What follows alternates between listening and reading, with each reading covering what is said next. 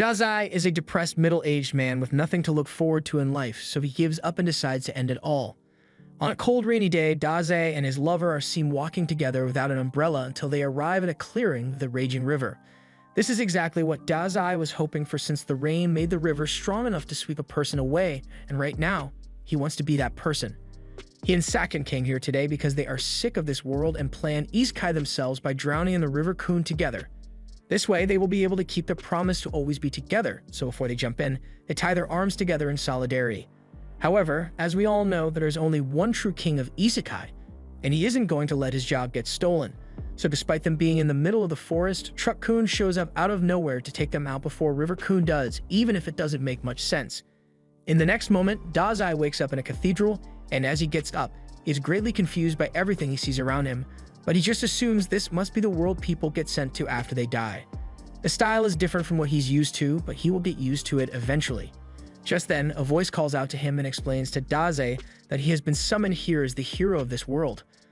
The woman's name is Annette, and she says she is tasked with guiding those who end up here. To prove that this is indeed another world, she directs him to look out this window as a dragon and various other mythical creatures are seen roaming around in the world of Zauberberg. She tells Dazai that he is destined to become the hero of this world and restore the light, but he doesn't seem too happy about it. He wanted one thing, and that was to die alongside his lover Sakin. But not only did he end up in a fantasy adventure instead, Sakin isn't even here with him, so he feels like he has broken his promise to die with her. Oh well, that just means he has to try dying again, so Dazai chugs an entire bottle of pills and patiently waits for the sweet embrace of death by overdose. Annette freaks out after seeing Dazai poison himself, so she immediately begins using magic to detoxify his body, but as Dazai regains consciousness, he tells her to stop trying to save him because it's really inconvenient. She doesn't listen to him and asks Dazai to stand up so he can fulfill his mission as this world's savior. However, Dazai doesn't even want to save himself, much less a random world that he just ended up in. He never asked to end up here in the first place, but this surprises Annette, so she asks if he happened to get hit by a truck. Dazai recalls a brief encounter with a truck, so Annette explains that she hired Truck Kun to Isekaid people here as part of the service she offers. The way it works is simple. Truck Kun finds someone who is depressed or deeply unhappy with their life, which is why he usually camps outside League of Legends tournaments. But after he has run over his target, they get sent to this world and get a second chance to live a happy life, and they usually end up feeling better. The fact that Dazai got run over means he must have been really unhappy with his life, so she doesn't see why he wouldn't be excited for a second chance. While she may be right about Dazai's old life being miserable, that doesn't mean he is going to be any happier in this world. In fact, he is pretty pissed that Annette and her Isekai service ruined what was meant to be the perfect conclusion to his story. All he wanted was to spend his last moments of life with his lover, but she had to go and ruin it for him. Annette can't believe Dazai is so upset with her, but she's not worried about it since he will surely change his opinion once he gets to see his awesome stats. However, as she opens the stat window, she is shocked to see that Dazai possesses abysmally low health and mana. In fact, his health is so low that he would probably die from a stiff breeze in his current state. Annette refuses to believe Dazai is so weak, so she checks to see if he has some kind of broken ability to balance out his weak stats. But as she opens his ability window, she finds out that Dazai has no skills at all aside from Depression level 5. Dazai is basically a glass cannon, but with no cannonballs, so Annette doesn't know what to do with him since something like this has never happened before. Dazai decides to leave the cathedral since there's nothing left for him here, but Annette feels the need to make up for her mistake, so she grabs Dazai's hand and apologizes for having him brought to this world since he wasn't meant to come here. She unfortunately doesn't have the power to send him back to Earth, but she can't let him go and live by himself either since he wouldn't last 10 minutes outside with his current stat points. Dazai isn't surprised to learn that he's incredibly weak since no matter where he goes, he has always been a failure. Annette apologizes once more for her mistake and pleads with Dazai to stay in the cathedral for the time being since it's not safe for him to go outside. With his current stats, he would just end up getting snatched by a dragon or something, so she thinks it's in his best interest to wait before he does anything dangerous. Dazai thanks her for worrying about him, but he says her concern isn't needed since he is just looking for a place to die. Hearing him say this leads Annette to think that he may actually be different from all the others. When she first took this job, she was genuinely excited to guide the summoned heroes on their journeys, but since most of them were depressed League players, they were so annoying to be around that she ended up hating her job. Her tasks can basically devolve into ego-stroking the heroes to get them to accept the mission, but it's different with Dazai. As he's about to walk out, Annette drops her staff and chases after Dazai, pleading with him to at least pick a profession before he leaves, but Daze turns to her and says there's no need for that since he is a natural-born writer, and that's all he will ever be. With that, he closes the door behind himself and says goodbye to Annette. And once Dazai is gone, Annette falls to the floor and begins thinking about how Dazai is the exact kind of person she has been waiting for. Meanwhile, Dazai has made it to some plains outside and is trying to get directions from a sign, but he doesn't understand a single word on it, so he just goes back to popping pills. Just then, he hears a voice saying he has just spotted a landmark, so 5 points of experience have been awarded. He may just be high off the pills, but he could swear that sound just came from his head, and it really hurts since he suffers from migraines, so he tries to get it to stop. However, celebration music goes off in his head as he has now gone up to level 2, and the resulting migraines make him want to die even more. Just then, he hears a girl screaming for help nearby, so he turns around and sees the girl getting assaulted by a death tree. She notices Daze and asks him to help her since she'll be killed by the tree if she doesn't escape soon, and the tree seems to be wrapping her in its branches more and more by the second. Daze just stands there as the tree fondles the girl, and he seems to be enjoying the show. So much so that he asks her if she's okay about him writing a novel about this later, but the girl doesn't care about any novels and just wants Daze to rescue her already. To his credit, Daze gives it his best shot, but he can't reach her at all, so he just gives up. So the tree grabs him by the neck and hangs him up next to the girl.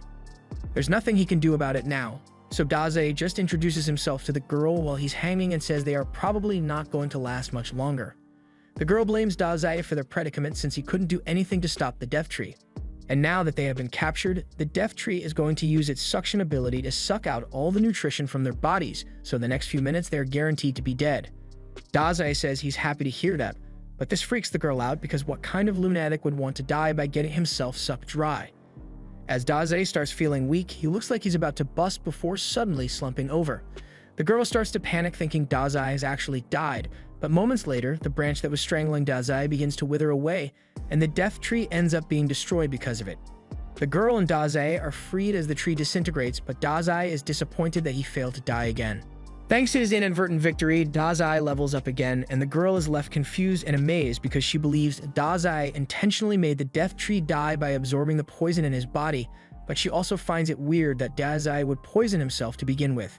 She thanks Daze for saving her, while also apologizing for calling him useless earlier, but he doesn't think he did anything special. All he managed to do was fail to die, and he isn't happy about it in the slightest. The girl doesn't understand why Daze is depressed, but he saved her life, so she sincerely wants to thank him. She suddenly has an idea and invites Daze to come over to her house so she can express her gratitude properly, and Daze sees no issue with this. So as the girl extends her hand and asks what she should call him, he says she can call him Sensei.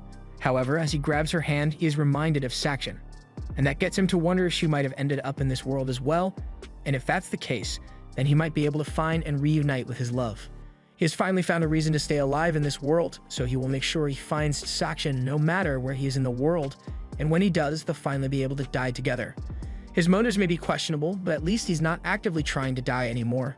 With that said, he has no idea where to even start looking, so he heads back to Annette's cathedral, and Annette is overjoyed that he decided to come back to her, so she can finally shoot her shot. However, as the cat girl shows up behind Sensei, Annette freezes in shock because she hadn't thought Sensei would find a woman so soon after going outside for the first time. He says he has a question to ask Annette, so she prepares herself, thinking he wants to ask about her. But Sensei says he wants to find a girl named Sakshan, so he was hoping Annette might have some information on that. Annette is disappointed that Sensei is asking about another woman, but she doesn't have any good clues about where Sakshan might be, so Sensei is back to the drawing board. Since he has nowhere to go, he follows the cat girl to her house. The girl tells Sensei to cheer up since there is still plenty of time for him to find Sakshan, but since her house is still pretty far away, she suggests they should stop at the castle town of Roth so they can take a break. She then holds his hand so that she can lead him there. However, Annette is also here for some reason, and she won't stand for such unholy behavior while they are out in public. The cat girl yells at Annette for smacking her hand over something as trivial as hand-holding, and while she's on the topic of yelling at her, she questions why Annette is here in the first place, since it's not normal for a clergy to feel the need to abandon her post and follow people all the way out here. Annette doesn't really want to explain herself, but from the way she's looking at Sensei, the cat girl can already tell that she's in love with him. Annette denies having such impure intentions and claims that she is just here to watch over the weak otherworlder that she mistakenly summoned. As soon as the cat girl realizes that Sensei is from another world, She finally understands why he was so strong back when he saved her. Annette doesn't believe what the cat girl says since she saw Sensei's stats personally, and she knows for a fact that he is weakling. The cat girl still asserts that Sensei must be strong since he was able to defeat a death tree and save her life in the process, but this is terrible news for Annette since Sensei saving the cat girl's life is the first step to developing a romance.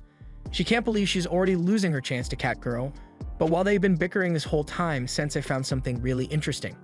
It's a coffin that's the perfect size for him, so he climbs inside and says he has been feeling dizzy ever since he came here, so he's going to take a nap for a while, and they should wake him up when they get to the Tao.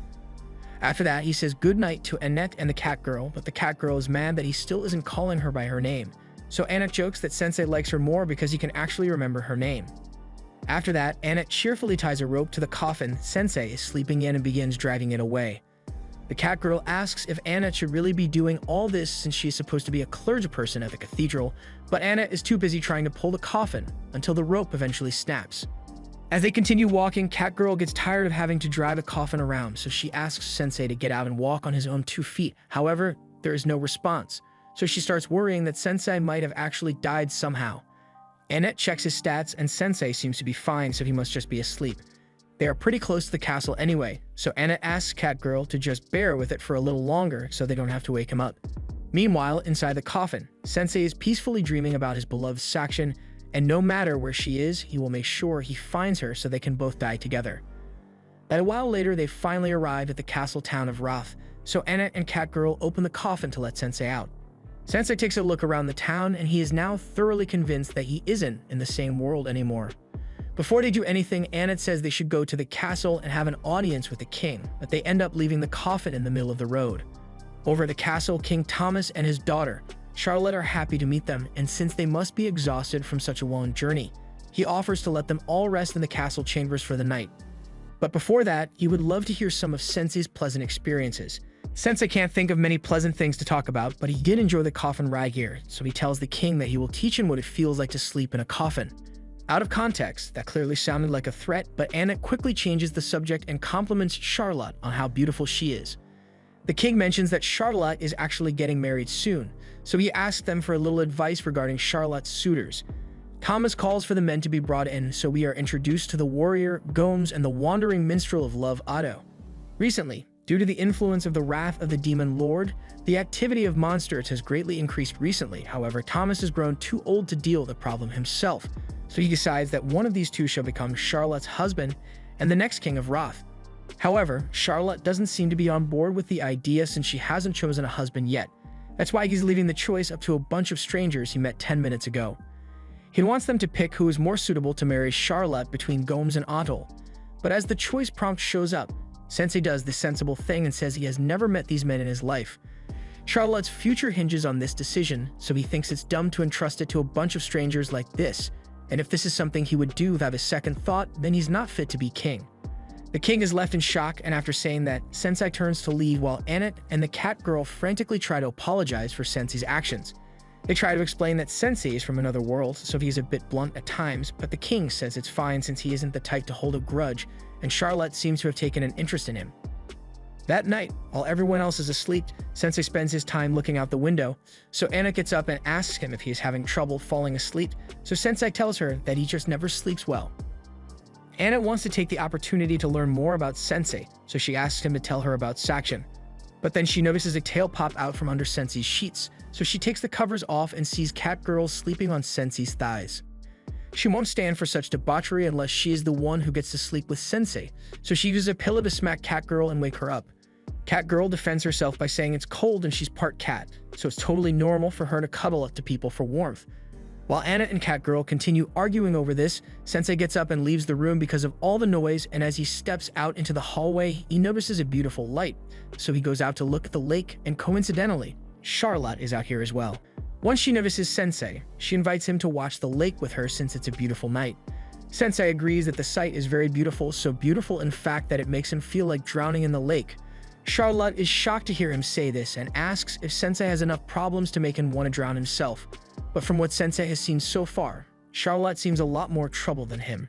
After some silence, Charlotte confides in Sensei that she hasn't been able to make a decision between Gomes and Otto. Gomes had only recently arrived at the castle, but he is already the most reliable of their soldiers.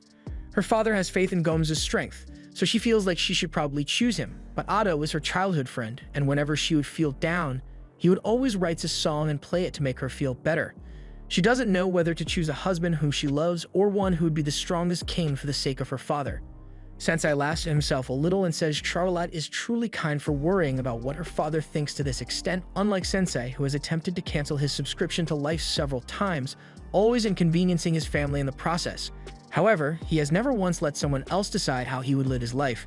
He thinks Charlotte should make a decision based on what she wants, and to do that, she must figure out what her true desires are. The next day, King Thomas is called Sensei and the others to the throne room again, and he apologizes for the inconvenience, but he called them here because Charlotte has finally decided who she will marry, so he wants them to act as a witness to her choice. Annette thinks Charlotte will surely marry Gomes since she is likely to put the needs of the kingdom above her own, while Catgirl thinks Otto is a much better match for her. Thomas tells Charlotte to go up to the man she has chosen and to speak her vows to him. So Charlotte begins walking, however, instead of turning to Otto or Gomes, she grabs hold of Sensei's hand and says she wishes to drown in the lake with him. No one can believe what they just heard, especially Annette, who collapses to the ground. Charlotte goes on to explain her reasons, and after talking with Sensei last night, she thought about who to choose for a long time, and that led her to realize something.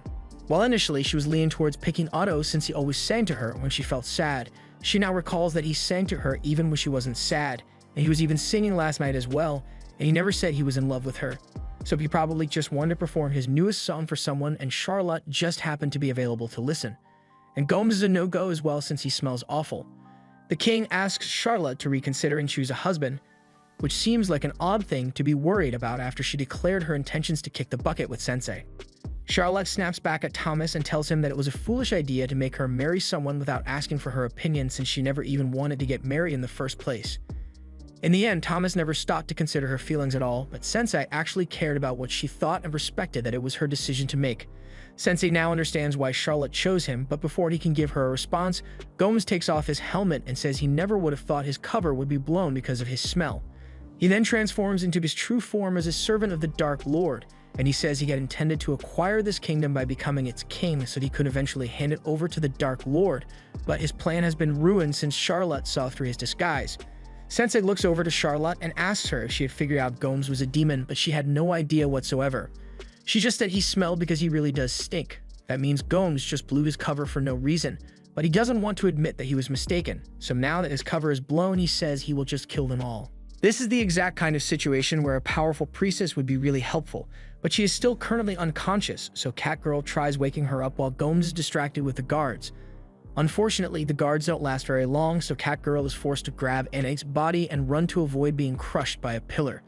Since Annette won't be waking up anytime soon, Catgirl decides to take matters into her own hands and fight Gomes herself. She is currently level 14, so she should be able to handle herself well in a fight. Since she'll be fighting, Otto offers to play her a song since he is level 89 and normally a buff would be applied to her. But it turns out that Otto is just playing his newest song and it has no effects attached to it, other than it being a certified hood classic according to Sensei. Catgirl has no other choice but to begin attacking on her own. So as Gomes charges at her, Catgirl ducks underneath and kicks him across the face. She then follows it up with a cat punch, but it didn't really do much damage to Gomes, so he's able to send Catgirl flying. He then says he will put everything he has into his next attack and tear Catgirl to shreds. But before he does that, Sensei gets his attention and asks Gomes to please eliminate him and Charlotte first. Gomes doesn't think Sensei is serious at first, but Sensei reiterates that now that Charlotte has broken free from her idiotic father's control, her first wish is to end it all alongside Sensei, and Sensei is always up for a good chance to kick the bucket, so he asks Gomes to grant him this favor. Gomes agrees to kill him, but he says that after he does that, he will go on to kill the king. And then he will burn the city to the ground while killing every last citizen inside it. Sensei doesn't really care what Gomes does since she would be dead by then anyway, but Charlotte is starting to have second thoughts about dying. As Gomes begins charging at them, she tells Sensei that she can't let herself die yet since she wants to stay alive and protect the kingdom. Sensei is glad to hear that Charlotte finally understands what she really wants, so since she wants to stay alive, he pushes her out of the way so that he is the only one who will be pulverized. As Gomes continues to charge straight at Sensei, Charlotte tries to convince him not to let himself get impaled, but luckily, at the same time, Anna had just woken up and she uses her power to cast a barrier of light in front of Sensei and shield him from Gomes' strike. She has vowed not to let Sensei die as long as she is by his side. so as Gomes tries to break through her shield, he ends up shattering his horns in the process, and now that Gomes is defenseless, Catgirl is able to land a blow that sends him flying through the castle wall and into the lake. Both Catgirl and Annette are relieved that they managed to survive, and since Annette really helped her out during the battle, Catgirl feels the need to thank her. Annette thanks Catgirl as well for her help, and the two of them seem to be getting along a lot better now. And Otto is still here, just playing his harp without a care in the world. Charlotte has a lot to think about after what just happened, but suddenly her father runs up to her and starts begging for forgiveness for not considering her feelings earlier. Sensei was right when he said Thomas isn't fit to be king, and he now realizes that he's not even fit to be Charlotte's father, so he sincerely asks Charlotte if she is willing to forgive him. Charlotte gets down and tells her father that she forgives him, and from now on, she would like to talk to him a lot about the future of this kingdom and themselves. Thomas is really happy that he was able to reconcile with Charlotte, and Charlotte is happy her father finally understands her, but all Sensei can think of is how Annette and Catgirl messed up his perfect chance to get game over. A while later, Thomas acknowledged that he wasn't fit to rule as king, so he abdicated the throne to Charlotte, who now does everything in her power to make sure the kingdom is kept safe. And Otto is still making songs since he's got nothing better to do. Meanwhile, Annette and Catgirl are busy dragging Sensei's coffin to their next destination, and they are talking about how bold it was for Charlotte to become the queen at the age of 16, but they are sure it will work out somehow. Sensei gets out of the coffin and says what's important is that Charlotte made the decision for herself and she is standing by it, which is something that Sensei thinks is beautiful. After driving Sensei for a long time, Catgirl asks Annette if they can take a break and she has gotten really tired. They covered a considerable amount of distance, so Annette thinks it's okay if they take a little break. Since they stopped, Sensei opens the coffin and asks if it is time to eat yet.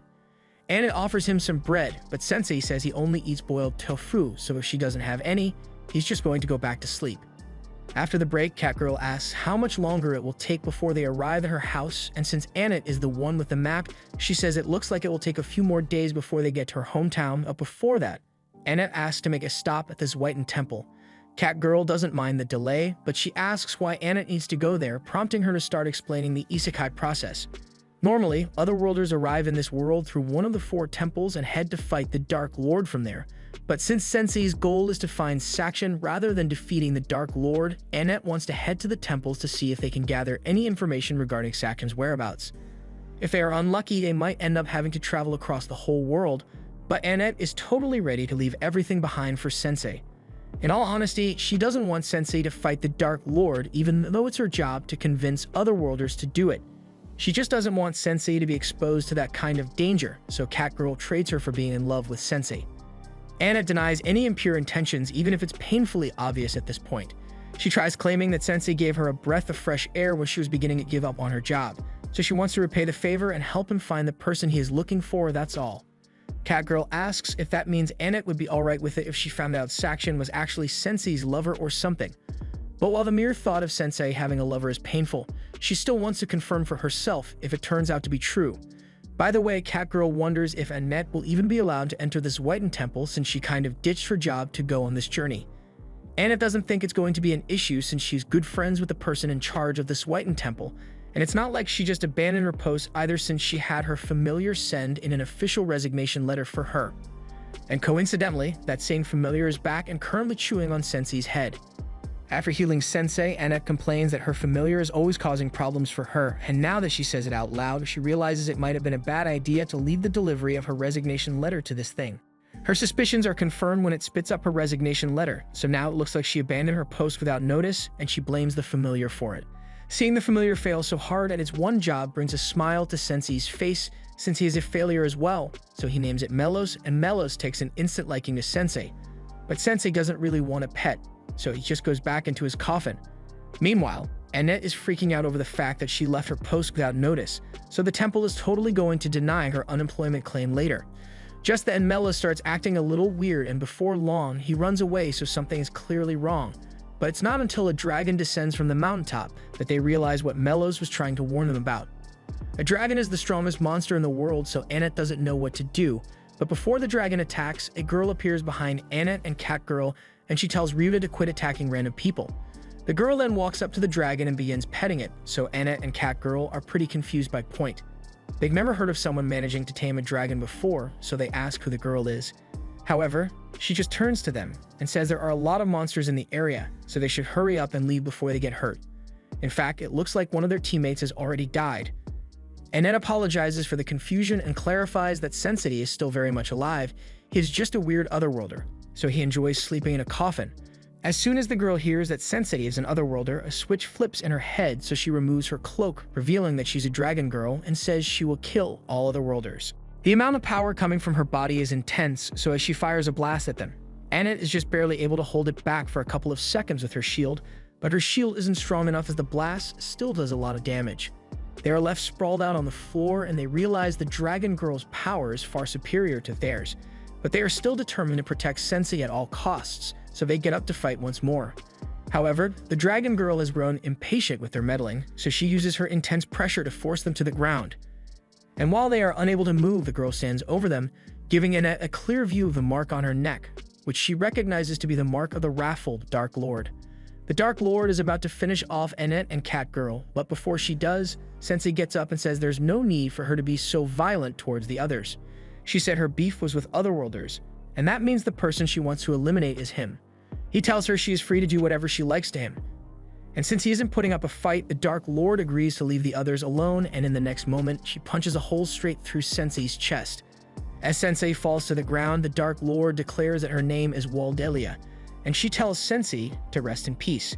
But as she is leaving, Sensei gets back up and begins to laugh at the fact that Waldelia actually stabbed him. He can tell that she is harboring hatred within her heart since he once felt the same and wanted to stab someone. He even went as far as to write a threatening letter at the time, so he knows what it feels like to be consumed by hatred. Waldelia is starting to get freaked out at this point, but Sensei keeps getting closer and touches her cheek, hitting her with that dying man Reese. He says he would love to hear her story, but Waldelia isn't going to fall for his charms so easily, so she calls for Ryuka to get her out of here before she gets rizzed up. After she is gone, Sensei collapses once more since he still has a hole in his chest, but Melis is still around, so he finally makes himself useful and drags all of them to the temple, and upon seeing the poor condition Annette is in, she rushes to check on her. But Annette asks her to take care of Sensei first because he is in much worse condition. Isha sees it's really bad, so she calls for every healing potion and available priest to help Sensei recover. By the next day, Sensei is back up to full health, but he can't have that, so the first thing he does is go out and buy a bottle of poison to drink. While he does that, Annette thanks Isha for all her help and says she'll make sure to repay the favor someday. For now, Annette asks if Isha has come across an otherworlder named Sakshan by any chance, but she has never heard of her, so Isha assumes she must have been summoned to another temple. More importantly, Isha asks Annette why she is traveling with an otherworlder all of a sudden. She was shocked when she heard that Annette ditched her job, but she was also kind of relieved since she knew Annette was too kind-hearted to be exposed to this kind of job. However, she can't support Annette's decision to travel with an otherworlder since she should know from first-hand experience that they are all pretty much scumbags. They are given divine gifts to defeat the Dark Lord, yet all of them call their gifts overpowered skills and use them for dumb things like starting a failing rap career. This goofball is called Kotaro, and he was unfortunately given the power to destroy the world's economy by mass-producing gold coins. He offers to buy the girls whatever they want in return for some fun time, but Aisha throws his gold back in his face and tells him to leave because she is having a serious conversation over here. Kotaro was annoying, but he helped prove Aisha's point that otherworlders aren't good people. Anna tries to explain that Sensei isn't like the rest of the otherworlders, but Aisha doesn't believe it since Sensei's face says he's a destructive person. She warns Annette that being around Sensei will ruin her, but Annette doesn't think Sensei is a bad influence since she is sure she has changed for the better ever since she met Sensei. But her argument about Sensei being a good influence doesn't sound very convincing when he comes over to her asking for money to buy drugs, and she happily gives him as much money as he needs too, so Isha thinks Annette might be too far gone already. If Annette is already this attached to Sensei, Isha at least wants to know what kind of gift he has, but she is surprised when Annette tells her Sensei doesn't have a gift. And despite not having a gift, he still put himself in harm's way to protect her and Catgirl from the Dark Lord, but this statement shocks Isha even more as the Dark Lord was reportedly killed 7 days ago by some otherworlders. We then see the bloodstained throne of the former Dark Lord, and the otherworlder who killed the Dark Lord sitting on it. And from a distance, Waldelia looks on, swearing to avenge her father's death. A while later, Annette meets with Catgirl and informs her of the news that the Dark Lord was already slain 7 days ago. Isha received the news from the church yesterday, and it's a wonderful thing since it means peace had finally come to Zauberberg. But if it's true that the Dark Lord is dead, then who was the one who tried to kill him earlier? Anna doesn't know the answer to that question. And now that Catgirl thinks about it, didn't Sensei also show up 7 days ago? If the Dark Lord had already been defeated by then why was Sensei still summoned to this world? Just then, Sensei tears up his papers and collapses to the floor, so Catgirl asks what's wrong with him now. He explains that he has been trying to write about the events that have occurred since he arrived in this world, but he is struggling to find the words. Annette asks if he wrote anything about her, but Sensei says he didn't write about her at all. If anything, he got a surge of creativity after meeting Waldelia, so he would like to experience something similar to spark his creativity, but Catgirl says she's not going to do anything dangerous with him. Annette suggests they all go out into town to relax, and considering her future with Sensei, there are a few things Annette would like to buy for him. Upon entering town, Annette buys a huge set of heavy armor for Sensei to make sure he doesn't die, and Sensei doesn't really mind it since the tight feeling reminds him of his coffin. With Sensei's safety ensured, Annette and Catgirl head off to do some more shopping, so she asks Sensei not to go anywhere while they are gone. A while later, Isha is walking through town where she sees a couple kids gathered around a suit of armor, and she's shocked to find Sensei snugly sitting inside. Ignoring the question of why he's in such huge armor, Isha says there's something she wanted to talk to Sensei about. She says that from now on, Annette is going to be staying with her since she believes staying with Sensei will ultimately make her unhappy. She tells Sensei to dissolve his party with Annette immediately, but Sensei just grins and tells her that Annette is the only one who can decide whether she wants to stay with him or not, so it's not up to Isha to decide for her. Besides, how can Isha be so sure that Sensei will make Annette unhappy when she knows nothing about him? But the fact that he's an otherworlder is all the proof she needs to know that Annette would be better off without him. Just then, Isha hears an unsettling sound, and as she goes to investigate, she finds Kotaro introducing another otherworlder, Suzuki, to the people. Suzuki tells the crowd that the Dark Lord has finally been defeated, so they all begin to cheer for the otherworlders who gave them their freedom from the Dark Lord. Suzuki corrects the crowd since he wouldn't exactly call this being freed, it's more like they are under new management. He declares that from now on, this world will be ruled by the otherworlders and Suzuki will be taking over this town. So he demands that all the people kneel to him.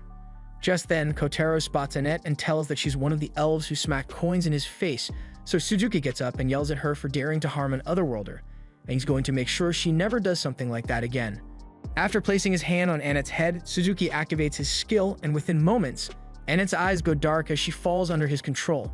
Something is clearly wrong, so once Catgirl realizes that Suzuki has done something to Annette, she grabs Kotaro by the jacket and demands to know what happened to her. Kotaro snickers and tells her that there's nothing she can do now that Suzuki's skill has been activated because it turns anyone he pets into his mindless slave.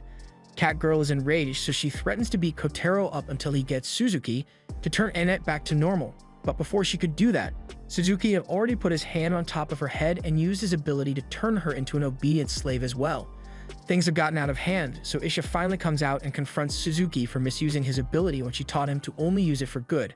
But Suzuki couldn't care less about Isha's disapproval because he's the one with all the power here. And since Isha and the townspeople are so insistent on opposing him, he decides to just destroy the town completely to set an example and rebuild it as a place where no one will dare to stand up to him again. He then turns to leave, but before he does, he turns to Isha and tells her he will be taking over her church and using it as his castle from now on. The attack dogs proceed to destroy the town under Suzuki's orders, including Catgirl, who is currently attacking the suit of armor Sensei was stuffed into earlier. Sensei isn't alarmed in the slightest by Catgirl's rabid behavior, and in fact, he finds it amusing that Annette was actually right about him needing armor in case of emergencies like this. Eventually, Catgirl's punches deal enough damage to shatter the plating of the armor, but in the process, she causes the helmet to go flying straight into her face, which knocks her out instantly. Sensei is now free from the armor, and since Catgirl is unconscious on the ground, he does the only thing he can think to do and stuffs her in a barrel so she doesn't hurt anyone. After he does this, Isha comes crashing into the building beside him, and for once she's actually relieved to see Sensei's face, but she still stands firm on her earlier statements as Suzuki is a prime example of what otherworlders are like. Not only did Suzuki use his gift for his own selfish desires, but his greed has also led him to become a danger to society. The power from his gift must have gone straight to his head, since he wasn't like this when he first arrived in this world. Initially, he was a shy and weak-willed man, but now he has turned into a monster. Hearing Isha describe Suzuki's descent into evil gives Sensei the spark of inspiration he has been looking for, so he asks Isha where Suzuki is right now, and he is informed that Suzuki should be in the church right now, so he asks Isha to watch Catgirl while he goes to see Suzuki. Isha tells him to wait since it's crazy for Sensei to go after a hero and doesn't have a gift, but Sensei still insists on going since he believes Suzuki's story will be an interesting topic to write about, so Isha relents and says she will go with him to ensure his safety. As they arrive at the church doors, Sensei is excited, but Isha can't understand how Sensei is so calm in a situation like this. He has already seen what Suzuki's gift is capable of doing, so he should know that he stands no chance of winning in an honest fight. If Sensei opens the door without a plan, she tells him he will be torn apart by Suzuki's beasts, but as she says this, Sensei pulls a bottle of poison out from his sleeve. Isha is impressed since she believes that Sensei must be planning to use poison to take out the beasts, but to her shock, he just shoves the entire thing in one gulp. Since they can't use the poison anymore, Isha gets down on all fours and tells Sensei that they are going to have to use the back door now. But once again, Sensei doesn't listen to her and walks straight through the front door. Sensei greets Suzuki and tells him that he is interested in writing a novel about his story, so Suzuki thinks Sensei is a fan of his, wishing to document his heroic deeds. But the reality is quite the contrary, as Sensei says that the story he wishes to write is about a loser who was given more power than he deserved and ultimately turned into a scumbag. Suzuki feels insulted, so he orders his dogs to rip Sensei to shreds, and Sensei is still just standing there, so Isha takes it upon herself to defend him. She casts a spell that fires lasers into the dog's head, but eventually she gets overwhelmed, so Suzuki orders his remaining beasts to shoot fireballs at Sensei. Since Aisha isn't able to protect him, it looks like Sensei is in real danger here. But at the last second, the fireballs get deflected by a floating helmet and go flying back at Suzuki. It turns out that Mellows was the one making the helmet float, and the fireballs were reflected because the armor is capable of deflecting low-level spells. Kotaro is starting to freak out since it's clear that Sensei is blessed by the gods of plot armor, but Suzuki tells him to calm down since he still has one more trick up his sleeve, which is sure to bring Sensei down. He orders his great wolf to attack Sensei, but as the wolf bites into him, it suddenly begins to decay and falls to the ground. Isha can't believe Sensei drinking that bottle of poison actually saved them, and by now, Kotaro is 100% sure that Suzuki can't beat Sensei's plot armor, so he takes off running. Suzuki has to admit that Sensei is more formidable than he at first thought, but he still has one more card to play, so he orders Annette to come out and kill them. Annette has no control over her actions, so she charges at Isha with a dagger and nearly stabs her, so Isha is forced to back away. And since she doesn't want to fight Annette, she thinks it's best if they retreat for now. However, Sensei doesn't think that is going to be necessary since Annette should be strong enough to resist the mind control on her own. Suzuki calls him a fool since his mind control is impossible to dispel once it has been activated, so Annette is doomed to be his slave for the rest of her life. Yet, Sensei still believes Annette is strong enough to overcome it on her own, so he walks right up to her knife and tells Annette that she doesn't have to listen to what Suzuki tells her to do. He seems to be getting through to her since Annette starts holding herself back from stabbing Sensei, and Suzuki doesn't like it one bit, so he uses all his power to try to force her to stab him, but through sheer force of will and a flashback, Annette is able to overcome the brainwashing by stabbing herself in the leg. The pain snaps her out of it, so she ends up falling into Sensei's arms. And now that Annette is back to her usual self, Sensei asks Isha to treat her leg wound, and Aisha is starting to realize that she may have misjudged Sensei as a person. Meanwhile, now that Suzuki knows his ability isn't all-powerful, he realizes that he's going to be held accountable for all his war crimes, and he can't bear the thought of the punishment he will have to endure at the hands of the people he has oppressed, so he looks around for the knife and attempts to use it to off himself. But at the last second, Sensei stops him from stabbing his throat, but not really because he cares about Suzuki's life. He just hasn't finished writing his story yet. He wants Suzuki to tell him all about his life, so since he has nothing left to lose, Suzuki starts telling him all about his life back on Earth. He was a high school student who got bullied relentlessly by the bigger kids. He was timid and weak, so he could never truly stand up for himself. He even had thoughts of flipping off the roof so he wouldn't have to deal with the bullies anymore, but ultimately, he was too much of a coward to go through with it. On his way home that day, a drunk old man bumped into him and then proceeded to yell as if it were Suzuki's fault, so Suzuki was obviously angry, but he still didn't have the will to stand up for himself. Overall, he was a miserable person, which made him a prime target for Truck-kun. And before he knew it, he was transported to this world and greeted by Aisha as a hero chosen to defeat the Demon Lord. From there, he was left to level up on his own and had to fight the wolves before ultimately making them his faithful servants. And once he had command over strong allies, he was finally able to defeat powerful monsters. He believed things were finally getting better for him, but as he walked through town, he realized that despite his newfound power, people here still treated him like an outcast just like people on Earth.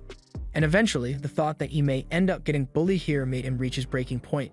He had suffered endless torment on Earth and suddenly found himself being proclaimed a hero, but he had no reason to want to save this new world or be its hero. Although even when he tried to play the part of a villain, he couldn't even do that. Sensei is pleased with the story Suzuki just told because it allowed him to finish his novel. It's about a pitiful man who could neither become a hero nor a villain due to his own weakness. He's an outcast no matter what world he goes to, so Sensei decides to call the novel Isekaid Shikaku. And as he names it, pages from the novel begin floating around Suzuki. Sensei thanks Suzuki for his story since it allowed him to write something he was satisfied. But he still cannot call this a masterpiece, so takes a page from the novel and rips it apart. As he does this, a magic circle appears beneath Suzuki, and both Isha and Annette recognize it to be the summoning circle they used to bring heroes to this world. But this one is acting in reverse, so in a flash of light, Suzuki is unsummoned and sent back to Earth. Annette checks Sensei's status screen, and to her surprise, it now says he has a gift when it clearly wasn't there before. Isha realizes that it must be some kind of special skill and only activates against Otherworlders, which can only mean Sensei was brought to this world to fight Otherworlders. After he's done, Sensei collapses to the ground, and he's disappointed that he couldn't create a masterpiece like he wanted, and it looks like he is oblivious to the power his writing possesses as he starts wondering what happened to Suzuki. With Suzuki having been reverse Isekaid, all the monsters under his control stop being aggressive and begin leaving the town. And Catgirl finally gets herself out of the barrel, although she can't figure out why she was in there to begin with. After things go back to normal, Isha thinks Sensei deserves a reward for saving the town from Suzuki, so at his request, she has a custom coffin made for him. Annette thanks Isha for all the help she has offered, but before she goes, Isha says there is something important she would like to discuss with Annette. She tells Annette that it is very likely that Sensei is an incredibly important hero to this world, and that means traveling with him is bound to be insanely dangerous. But after seeing the willpower Annette possesses, Isha believes Annette can handle any challenges that come her way, so she asks her to support Sensei to the best of her ability. After that, the group is ready to continue their journey, so Catgirl and Annette both grab the ropes to begin hailing Sensei's coffin. But before they go, Isha says she has a question for Sensei.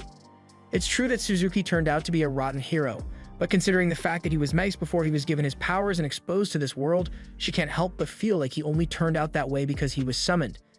And now that he has been sent back to Earth, he may be doomed to continue his miserable life. However, Sensei sees it differently, since while Suzuki's story as a hero of this world is over, his story on Earth is still in progress, and it's up to him to change things for the better. After Sensei and the others had left, Isha went to the headquarters of the church to report the recent events. As she arrives, she notices a colleague of hers, Wolf, sitting and drinking all his sorrows away. She is appalled that he would be drinking so early in the day, but he says he has to because his job is a lot more stressful than hers. While Aisha gets to deal with other people like her, Wolf is forced to deal with dwarves, and dwarves smell absolutely terrible. However, before he can continue insulting dwarves, Elton comes in and tells Wolf that it's not right for him to be saying such racist things while at work, especially since he's a bishop. Wolf half-heartedly apologizes, but he also kind of insults Elton for being a goblin bishop when most bishops are elves. Goblin doesn't take much offense to this and points out that Wolf is acting worse than the dwarves he claims to hate so much. This sets Wolf off, so he dares Goblin to try dealing with the dwarves all day and see whether he still isn't racist after that. All of a sudden, they are both interrupted as Cardinal Miller arrives and tells them to stop bickering and take their seats so they can get this meeting started. Once the meeting begins, Miller apologizes for summoning all of them here on such short notice. He would like to begin the meeting by having each region, but it looks like there's someone missing. However, before he can start talking, another bishop arrives and stumbles onto the floor in front of them. None of them have any idea who this girl is, so Miller introduces her as the new bishop of the Western Temple who is taking over after Annette ditched her job. They all get seated and Miller asks for the bishops to begin their reports, starting with Aria. She introduces herself as Annette's replacement and reports that nothing noteworthy has happened in her region. The cardinal mentions that he heard Princess Charlotte inherited the throne recently, and that seems noteworthy, so Aria apologizes for forgetting to mention that. While Aria is begging to not be fired, the goblin bishop Elton interrupts her and begins his own report. He states that his region has experienced nothing but peace recently, so he doesn't have much to report. Wolf goes up next and gives his report on his territory. It's located way out in the middle of nowhere, but it's doing all right. There is the occasional conflict between dwarves every now and then, but it's normal, so there's no reason to be worried about it. Next up is Isha, and while all the others didn't have much to report, she has terrible news to give. Recently, an Otherworlder went on a rampage within her region and destroyed half of the town of Vale. She is currently working on having the town restored to normal, but on the topic of Otherworlders, Miller actually called this meeting because of the Otherworlders. As he informed them all a week ago, the wrathful Dark Lord was defeated by a group of Otherworlders. And in light of this, the Pope has decided to seal the magic circles that connect this world to the others and put Truck-kun on indefinite paid leave. Elton is glad the battle with the Dark Lord is finally over, but there's still a looming threat over this world. The 7 Otherworlders who defeated the Dark Lord have all claimed the land once ruled by the Dark Lord as their own. And the Pope has received a declaration from those 7, stating they will transform Zauberberg into the perfect utopia. This clearly sounds like a declaration of war, and the Pope is greatly distressed by their threat since the Otherworlders were meant to be angels sent from above to save this world, and he truly cared for them. However, now they've turned against him, and the Church has to prepare for the impending danger. They also have to worry about the Otherworlders who have been causing chaos in each region, and the daughter of the Dark Lord who disappeared from his castle. None of them ever thought the day would come when the Otherworlders would become the enemies of the Church, and if they worked together, the Otherworlders would become a far greater threat than the Dark Lord ever was. Arya is worried about how they are going to fight such strong people, but Aisha has an idea of how they could manage it. She informs the others that there is a particular Otherworlder who was able to use his gift to send another Otherworlder back to his own world. The others are shocked to hear this, but if Isha's hypothesis is correct, then they will be able to send the Otherworlders back to their own worlds with Sensei's gift. Just then, the Pope arrives to the shock of everyone there, and he is delighted to hear such good news. He asks Isha to fill him in on the details of this man. Meanwhile, within the Dark Lord's territory, 2 of the 7 Otherworlders who had taken down the Dark Lord remain in the castle, while the other 5 have set out for various different regions to claim them for their new empire, and the 2 left behind are eager to see what's about to happen to this world. Back with Sensei and the others, they finally managed to make it to their destination, and Catgirl is excited to finally get to sleep in a bed again. But all of a sudden, she gets a notification from her system that due to all her coffin pulling, her level has risen to level 17. Leveling up is nice, she doesn't seem pleased by the way it happened. For now, Anna thinks they should start by looking for an inn to spend the night at, and out of nowhere, a voice tells them that there is a good inn down the road. Annette looks up and spots a little boy sitting on a signpost, and he offers to give her some information that will help her navigate this town since she's new here. The boy tells her that there's a hero dispatch service in this town, and essentially, Otherworlders accompany parties who lack confidence in their skills on missions, ensuring their safety and making the mission as smooth as possible. The boy says he came up with the idea himself, but as soon as he mentioned Otherworlders, Catgirl gets flashbacks to what Kotaro and Suzuki did, so she wants nothing to do with it. The boy doesn't understand why she dislikes Otherworlders so much since they are the ones who saved this world. But that aside, he says if they are interested, he can introduce them to an Otherworlder right away. For a small fee, of course. He asks for 40,000 Jinko to do the introduction, but Catgirl tells him they don't want to since she doesn't want to waste that much money. However, Annette is more than happy to waste that much money if it means she can get a strong hero to keep Sensei safe. The boy thinks she is talking about guarding the coffin, so he begins giving a speech about how the dead guy would probably appreciate having his body guarded. However, Sensei pops out of the coffin and tells the boy that he's not dead yet, but he wishes he was. The boy is scared out of his mind, but Catgirl tells him that despite how he looks, Sensei is also a hero. However, the boy doesn't believe her. He quickly snatches the money from Annette and tells them that he will bring the hero to their inn later tonight. Even though Catgirl wasn't on board with the idea at first, she does admit that it would be nice to have a strong hero join their party since it would mean she doesn't have to drive the coffin anymore. But Annette actually enjoys pulling the coffin though. Later that night, they are all waiting at the inn for Nura to arrive like he said he would, but Sensei tells Annette that the boy isn't going to be coming here anytime soon. To put it simply, she's been scammed.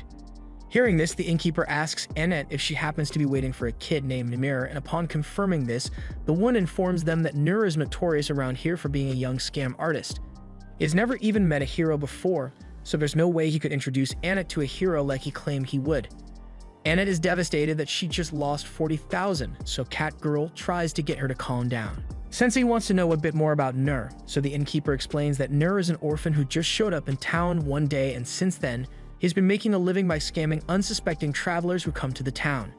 He's a nuisance to the town, but sometimes, the innkeeper can't help but feel sorry for him since he has no parental figures to correct him, and he is all on his own. At the same time, Nur is sitting under a bridge and staring at an old sword he has, but moments later he gets snatched up by some unknown kidnappers. They take him to an abandoned shed where they take a look at all the money Nur has swindled throughout his time as a scammer. Nur asks them what they plan to do with him, and the 3 guys have got some evil intentions in their eyes, So Nur starts trying to bluff his way out of the situation by claiming his hero friend will get revenge on them if they try to harm him. However, the guys aren't worried since they know for sure that Nur has never met a hero, and as a matter of fact, they happen to be heroes themselves. One of them has a gift that allows him to summon a powerful crossbow, and since Nur has been so carelessly using the name of the heroes to scam people, the other worlder is going to punish him with an arrow to the head. Nur can't believe the heroes he looked up to are actually scumbags, but he comes to terms with it and awaits his death. However, at the last second, Sensei shows up and pushes the bowman's hand, redirecting the arrow into the knee of the metal man. Sensei tells them that they have no right to call themselves heroes when they act like this. His words are promptly ignored as the one with glowing eyes uses his skill to analyze Sensei, and to his shock, he discovers that Sensei is an otherworlder as well.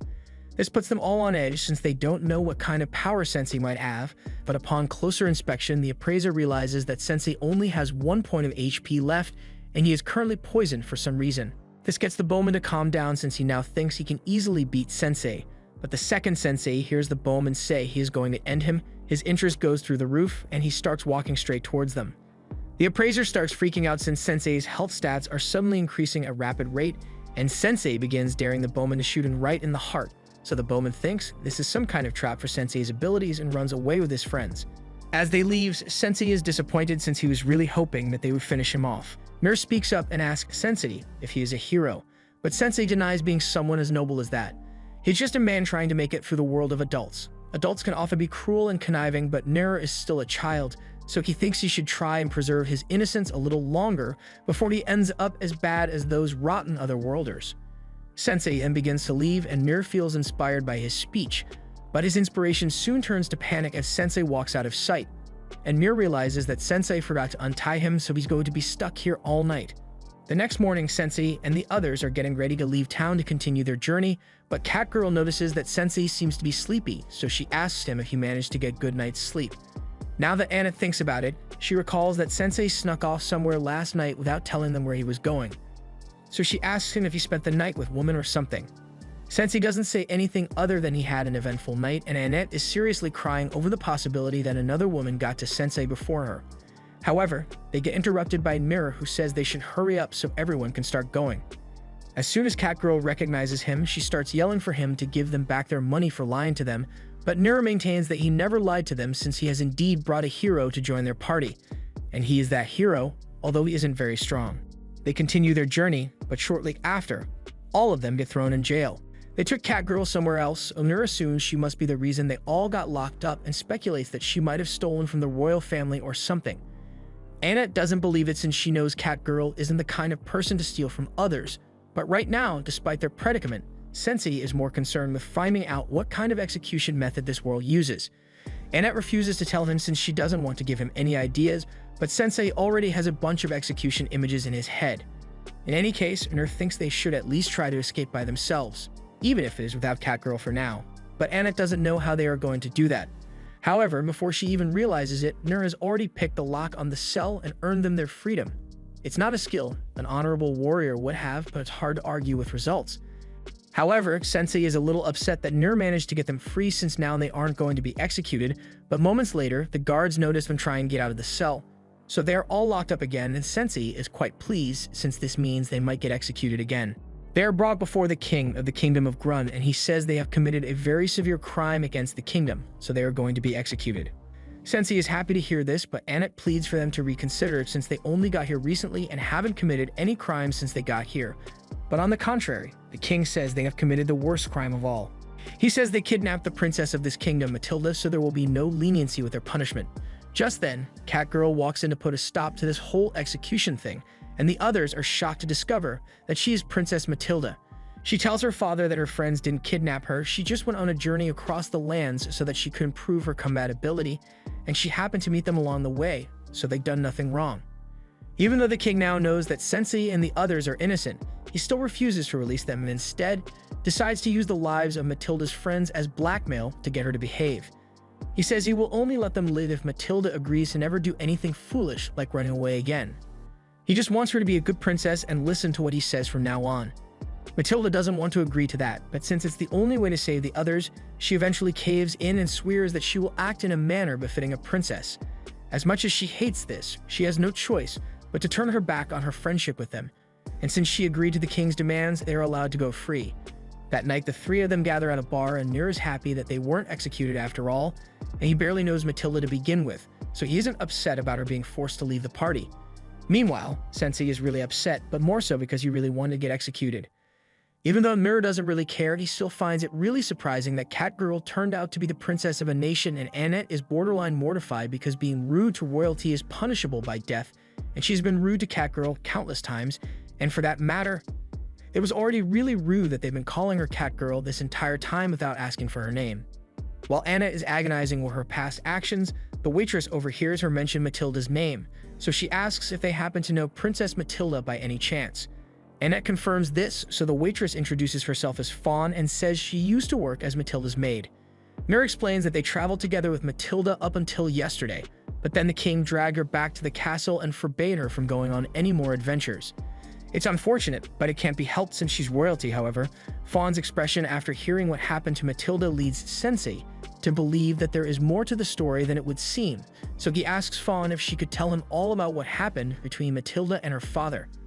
Annette thinks it might be rude to pry into the personal life of Matilda now that they know that she is royalty, but none of that matters to Sensei because to him, Matilda will always just be the same old Catgirl he knows.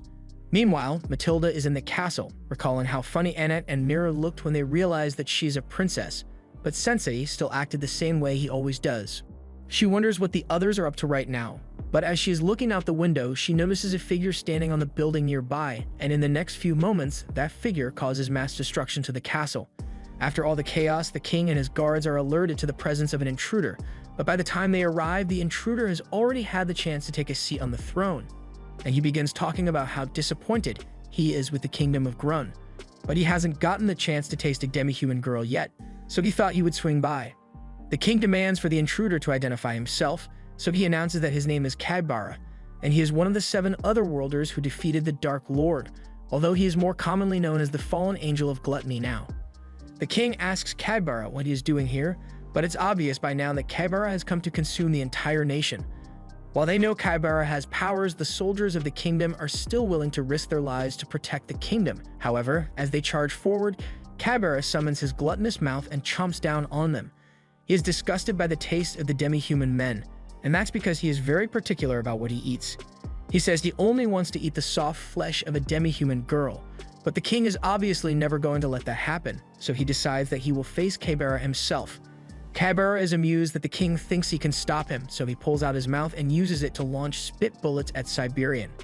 Siberian blocks the attack with a piece of rubble on the floor and then closes the distance to attack Cadbara with a lightning fist.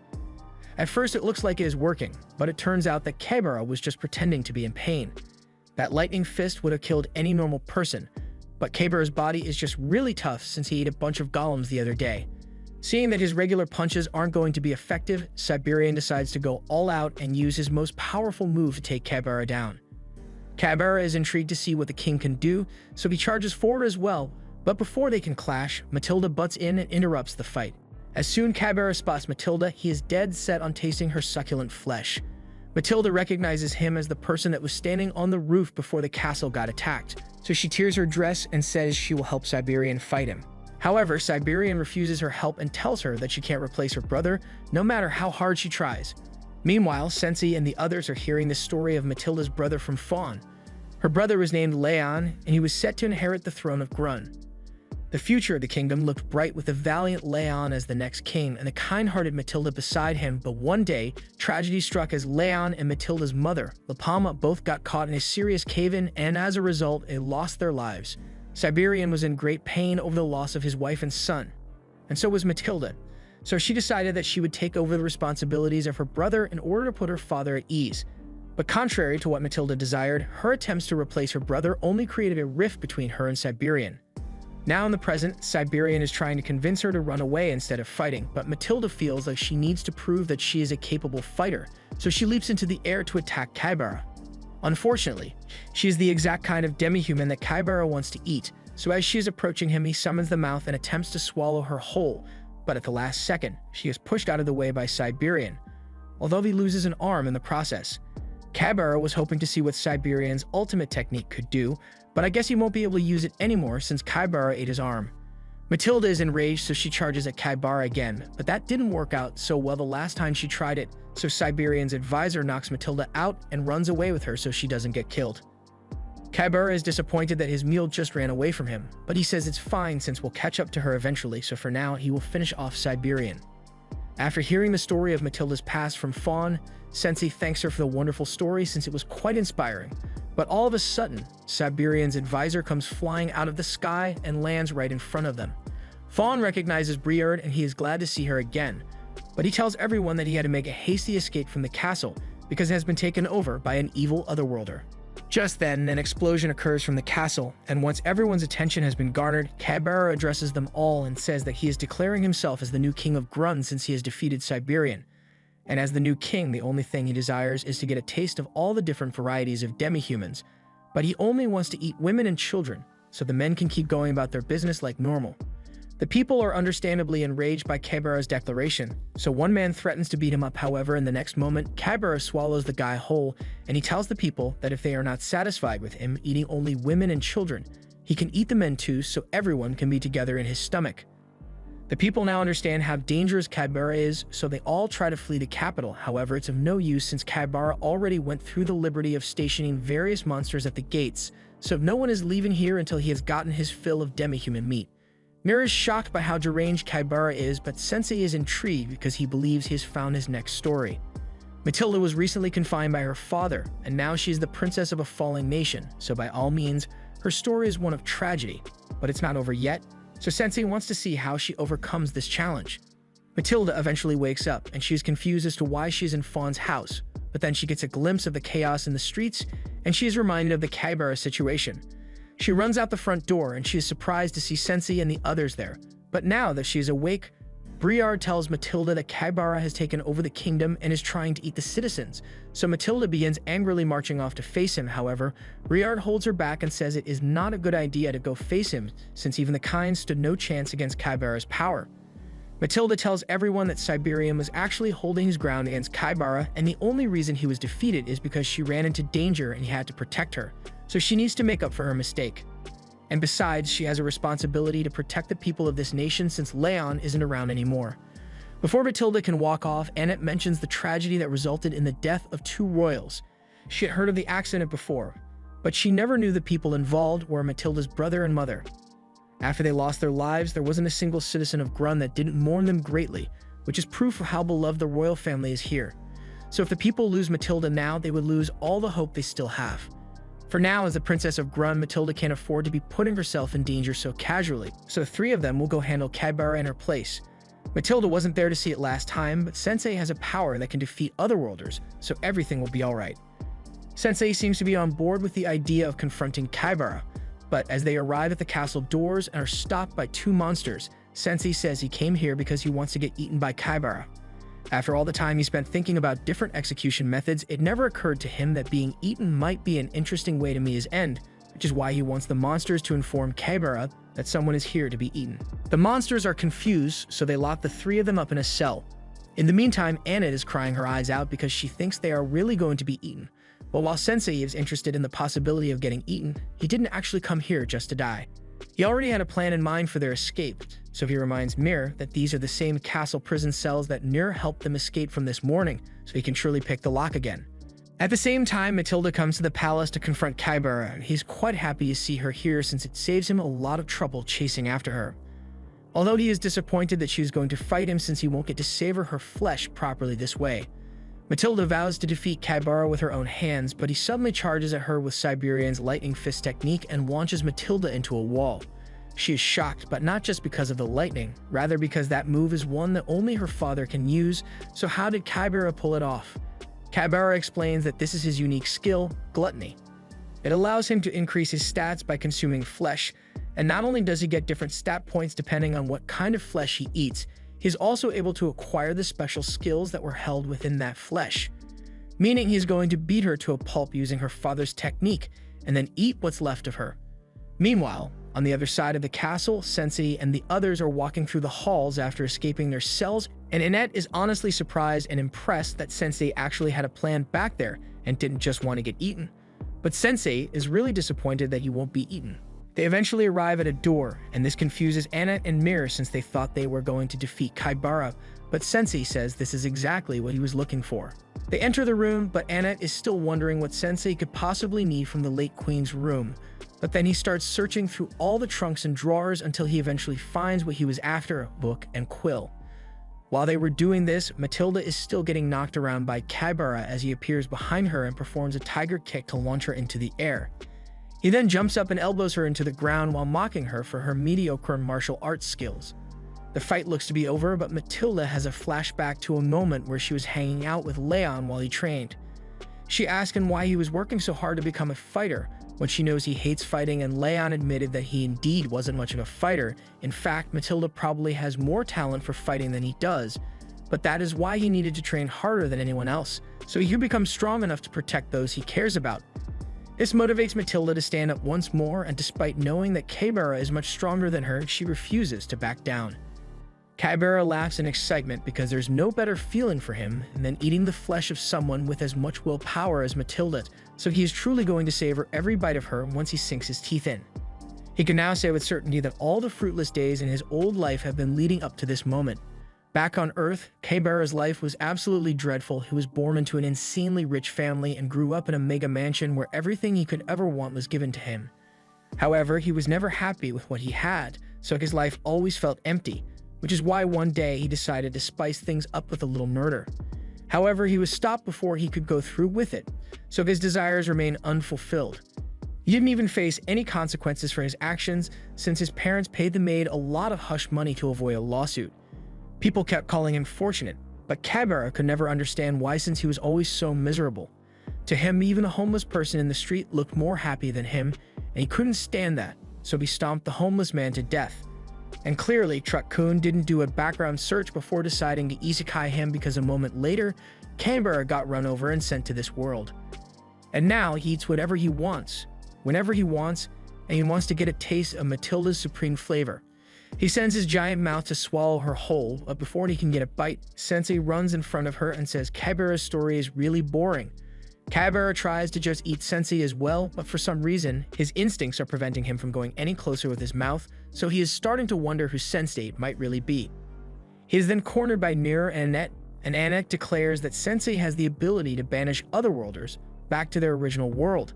But I don't know why she thought it was a good idea to say all this out loud. But as she tells Sensei to use his ability and write Kaibara's story, Sensei says, "No, I don't think I will." He has standards for the stories he writes, and Kaibara's story is basically a privileged child complaining about how easy his life was. Hearing Sensei call his life story trash makes Kaibara furious, so he decides that before he eats Matilda, he's going to kill every last one of them here. Matilda blames herself for everything they had gone wrong so far. If she hadn't gotten in her father's way while he was fighting, then he never would have lost his arm, and if she had stopped Annette and the others from coming here, then they wouldn't be in danger right now. She doesn't know what to do, so she looks to Sensei for guidance, and he offers her a story which he has dedicated to her. The story is written based on Matilda's sad past, so as she opens the book, pages begin flying into the air. Annette didn't know Sensei's ability could also work on non-otherworlders, but she doesn't have time to focus on that since Kaibara is still attacking her. Sensei tells Matilda that he has learned a lot about her from her tragic story. She is so kind that she suppresses her own feelings for the sake of others, but she is still a clumsy woman, so as a child, she ended up bound by her father's vision of an ideal princess. After her mother and brother died, she attempted to raise Siberian spirits by replacing her brother who had been the ideal prince, but this only created more distance between her and her father. And at some point, she even lost sight of her true self altogether, but her mother once told her that her life belongs to her alone, so she should live for herself. Siberian ultimately just wants Matilda to be happy, so Sensei tells her that she has a choice to make. She can either live as the ideal princess like Siberian wanted, or replace her brother as the ideal prince. However, neither of those paths are who she truly wants to be. She has been the happiest throughout the time she has spent with Sensei and Annette, so Sensei says it is up to her to write the rest of her story. Golden light begins to shine all around Matilda, and Siberian recognizes it as the sacred mark of the divine beast. This isn't the first time the mark has appeared, as when she was younger it showed up in her right hand, but while Leon was excited to tell Siberian about it since it means Matilda will become an incredibly strong fighter in the future, Matilda begged him not to tell their father about it because she knew Siberian didn't want her to have anything to do with martial arts. At the time, Siberian was nearby, so he heard the whole thing and saw as the mark faded from Matilda's hand because she didn't want to accept it for his sake. He now realizes that he was a fool to try and keep Matilda away from martial arts when she is so gifted at it. Kaibara compliments Matilda for gaining some kind of power-up, but he has also finished digesting Siberian's hand, so he has completely mastered the lightning fist technique. Even flashbacks won't be enough to save her because it's not like she's in an anime with plot armor, so he will take pleasure in watching her despair as he eats her bit by bit. While Kaibara is ranting, Sensei lights up a smoke and calmly says that hope may often be disappointing, but even when pushed to the brink of despair, people will still always find the last thread of hope to cling onto. Matilda charges forward and Kaibara is still confident that he will overpower her, but then he gets discombobulated and headbutted into a concussion. He tries to counterattack, but Matilda has already charged up her finishing move, so even though he uses his rock-hard defenses, he is ultimately torn to shreds by the force of Matilda's attack.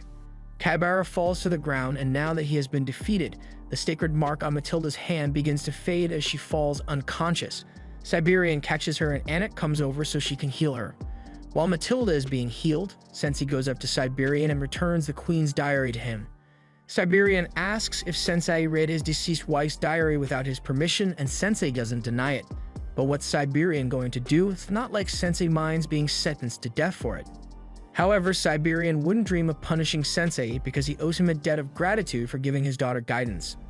Briard arrives a few moments later and he comments on how amazing it is that Matilda awakened her sacred mark, and not only that, but the move she used to defeat Kaibara is actually an ultimate technique known as King's Fang, although her version of it is still incomplete. Just then, Kaibara comes back to life as a monster, but this makes no sense since Siberian is sure Matilda's technique had killed him. Even Kaibara doesn't know how he managed to survive that, but then he thinks back to the time he and the other 6 heroes defeated the Dark Lord, and it all makes sense to him now. He had mentioned before that he was one of the heroes who killed the Dark Lord, but something he didn't mention was that while no one was looking, he had taken a piece of flesh from the Dark Lord and eaten it. At first he didn't know what kind of effect it would have on him, but now he can feel unimaginable power welling up inside him, so he has finally become the ultimate predator of this world. And with his new power, the first thing he is going to do is annihilate this entire kingdom. Or at least that's what he would have done if he didn't get decapitated mid-sentence. The others are surprised to see Waldelia here, along with her dragon, and Kaibara recognizes her as the Dark Lord's daughter, and he says he has something important to tell her. He starts talking about how much he enjoyed sticking her father's meat in his mouth, but Waldelia doesn't want to listen to another word from Kaibara's mouth, so she blasts him to ashes. Everyone is in awe of the power Waldelia possesses, and they are worried she may target them next, but then she hears a familiar voice that puts her on edge. Last time she saw Sensei, he has a hole in his chest, so she wonders how he could have possibly survived. However, Sensei doesn't answer her question and instead asks her if she feels any better after killing one of the people who killed her father. Waldelia doesn't know how to answer him, so she just threatens to kill Sensei the next time she sees him and flies away in her dragon. Nur is amazed that Sensei was able to scare off a woman as scary as Waldelia, but all Sensei can think about is how the look of sadness remained in Waldelia's eyes even after she had gotten revenge on one of the people who caused her father's death, so he would love to write her story at some point in the future. The next day, operations have begun to repair the damage to the palace, although I don't know how they fixed a hole in a tree, and Sensei and the others are given a sincere thanks from Fawn on behalf of everyone at the royal capital. They are about to leave town, but Matilda isn't going to be coming with them since she decided to stay home and support her father. They'll miss her, but they can respect the decision she made. Meanwhile, Matilda is sitting in her room, but the king comes in and asks her what she's still doing here. Her friends already left to continue on their journey, and he wants her to go with them. Matilda tries saying she wants to stay and support him, but Siberian isn't weak enough to need the protection of a novice martial artist like her, which is why he is encouraging her to go out on an adventure and gain some experience. But once her journey is over, she has to return home to him. Matilda understands what he is trying to say, so she changes into her adventuring clothes and jumps out the window. Before she goes, she thanks her father and promises to become a powerful martial artist, just like him by the time she returns. Down the road, Annette and Nir are pulling Sensei's coffin, but Sensei stops them and says that, unlike Annette, Nir has no talent for coffin pulling, so he isn't allowed to pull it alone. Nir tells Sensei to get out of the coffin and walk then, since there's no way Annette can pull it alone, but it doesn't look like she will have to since Matilda comes running up behind them, and they are all happy to see each other again. Matilda leads the group to the largest tree in Zauberberg. Anna has been here before, but she still finds the tree to be magnificent no matter how many times she sees it. The World Tree is said to be a holy tree that watches over Zauberberg and grants protection to those who visit it. There's a small town called Tamarico nearby where the people live alongside nature, so Annette suggests that they stop there so they can pray for protection before continuing their journey. However, as they arrive, instead of a quiet town, they find a whole-ass casino in the middle of it. There has never been anything like this before, and people are already losing their life savings and getting their bananas stabbed in the parking lot. Actually, that's pretty realistic. Sensei says it's perfectly normal for people to ruin their lives when given the opportunity, so he doesn't really care about the casino. He's far more concerned about the fact that he is out of pills. He's been managing so far, but without his happy pill, he has a sudden urge to go swing off a tree by his neck. For now, Annette thinks they should go talk to the town mayor to find out what happened to this town, but first they need to stop Sensei from tweaking and eating pebbles. Once they find the mayor, he explains to them that several months ago, some otherworlders who came to see the World Tree decided to start living here, and they decided to build a casino to keep themselves entertained. But the casino attracted even more unsavory otherworlders, and now the village is nothing more than a den for vices. It's even having effects on the environment as all the leaves of the World Tree have begun to wither and die. The World Tree has been growing weaker ever since the otherworlders took over, so it must be a sign that the tree spirit is saddened by the events that have transpired. The mayor pleads with them to help restore the village to what it once was. But as the quest box appears, someone speaks up from behind them and says he will help save the World Tree. He says his name is Yamada, and he is an otherworlder, so the others are put on edge by his appearance. Yamada says he can understand why they would be wary of otherworlders, but he assures them that he is different from all the other otherworlders as he truly wants peace for this world. Matilda didn't realize there were otherworlders who are actually nice, and Anna is happy to have all the assistance she can get, but as she calls over to Sensei so they can start going, she realizes that he has disappeared. Sensei has wandered into the middle of town. He is feeling better than ever. His back is straight and his mind and body are healthy, so he really needs to find some pills to put him back on the edge of death. As he is walking, he comes across a mysterious cave, and he gets a feeling this might be interesting, so he heads over, and to his surprise, he finds a bunch of idiots smoking the Zaza. Sensei is elated to find such a den of unhealthy life choices, so he asks them to please pass him some weed because he really needs it.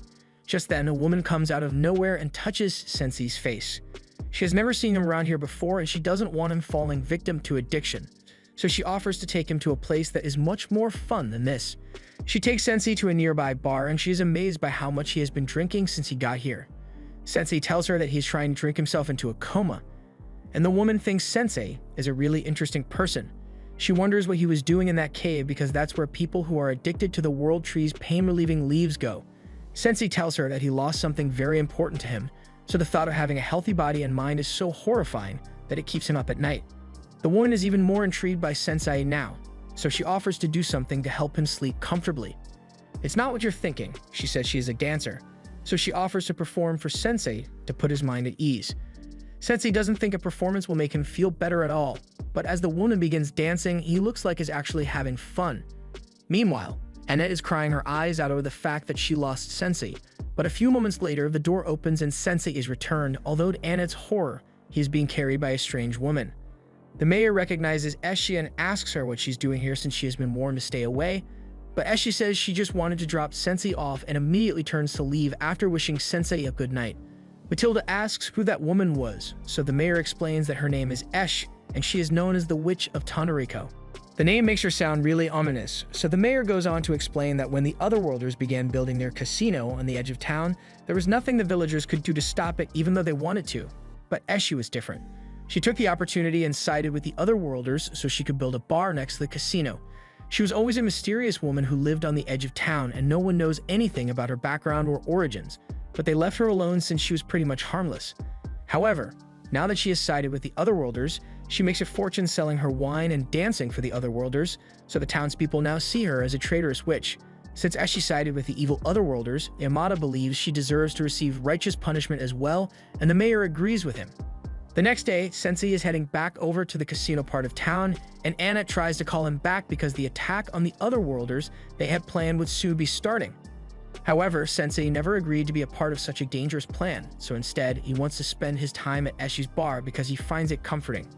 Anna tries to go after him, but Yamada stops her and says it's no use because Sensei has already been charmed by Eshi. However, he assures Annette that Sensei will come back to her once they have destroyed the casino. Meanwhile, Sensei is having a nice drink with Eshi, and he thanks her for her show last night because it helped him get a good night's sleep for the first time in a long while. Eshi is glad to hear it, but she warns Sensei that he shouldn't hang around her too much because the people around here see her as a witch, but Sensei doesn't seem to mind because his life couldn't possibly get much worse.